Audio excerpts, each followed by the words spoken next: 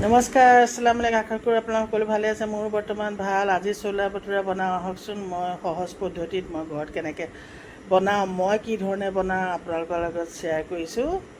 আপোনালোকেও এনেকৈ বনাই খাব পাৰিব। মই এয়া চুজি ল'লোঁ আধা কাপ, তাত 3 চামুচ দিলোঁ দৈ আৰু এচামুচকৈ কম নিমখ আৰু এচামুচ নিমখৰ সমান একে আন্দাজ সমানে দিব।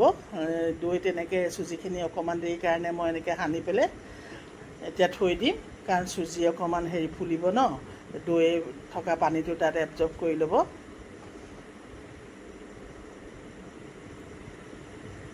এতিয়া মই হাতেৰে এনেকৈ ধুনীয়াকৈ মিলাই দিলোঁ। মিলাই পেলাই এতিয়া মই অকণমান দেৰি কাৰণে থৈ দিলোঁ।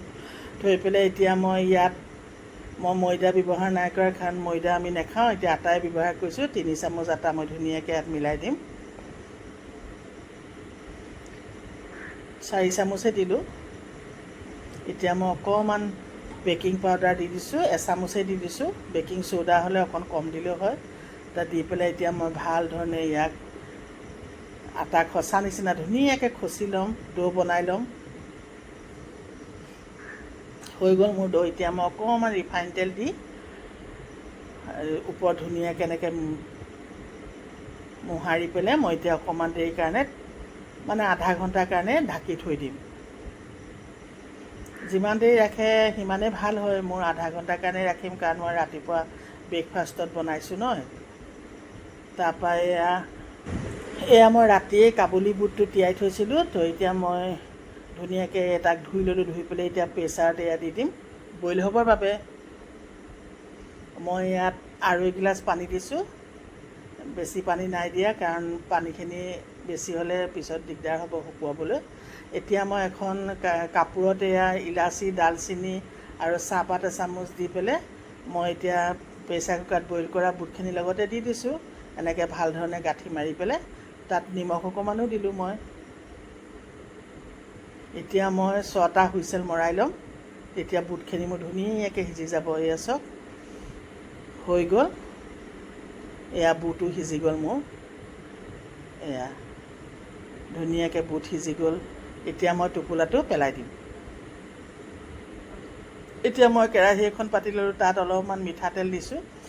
ৰিফাইন তেল মই ব্যৱহাৰ নাই কৰা। তাত অকণমান জিৰা দিলোঁ, কেঁচা জিৰা। তাত তেজপাত দুখিলা দিলোঁ। পিঁয়াজ কাটি থৈছিলোঁ 2 ফুটা মই, ডাঙৰ পিঁয়াজ। পিঁয়াজখিনিও ইয়াতে ঢালি দিলোঁ। ঢালি পেলাই এতিয়া মই ভাল ধৰণে লৰাই ল'ম, একদম অকণমান ৰঙচুৱা হোৱালৈকে। এয়া চাওকচোন, পিঁয়াজ ৰঙচুৱা। এতিয়া আদা নহৰু পেষ্টটো ইয়াত দি দিম। অকণ হাতালি দিছোঁ মই, একেবাৰে পিচি দিয়া নাই। দি পেলাই অকণমান ভাজি ল'ম। ভাজি পেলাই ইয়াত হালধি, অকণমান জলকীয়া গুড়ি, মই কালাৰ নাই দিয়া, আৰু জলকীয়া গুড়িটো জ্বলাই মোৰ, জিৰা গুড়ি, ধনিয়া গুড়ি দি পেলাই এতিয়া ভাল ধৰণে মই এনেকৈ লৰাই ল'ম। লৰাই অকণমান মই সেই বুটৰ পানী আছিলে যে তাৰে অকণমান দি দিছোঁ মজ খাবৰ কাৰণে, কাৰণ পিঁয়াজখিনি অকণ মজ খালে পানী দি এতিয়া ভাল হ'ব। মছলা এনেও ভালকৈ মজালে টেষ্ট হয় খাবলৈ। এতিয়া মই বুটখিনি ইয়াত লাহেকৈ ঢালি দিছোঁ। ঢালি পেলাই এতিয়া মই ভাল ধৰণে লৰাই দিম।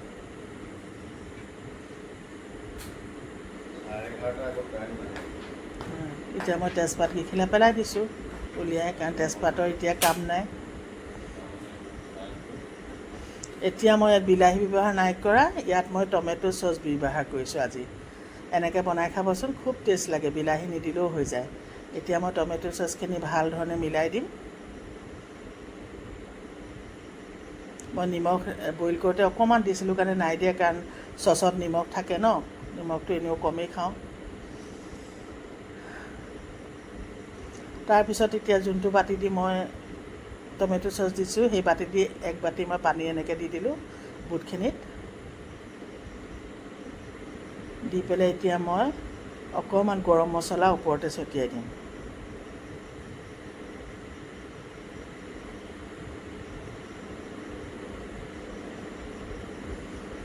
এয়া মোৰ ৰেডি হৈ গ'ল, চোলা ভটোৰা ৰেডি হৈ গ'ল। তাত অকণমান গৰু ঘিউ দি দিলোঁ মই।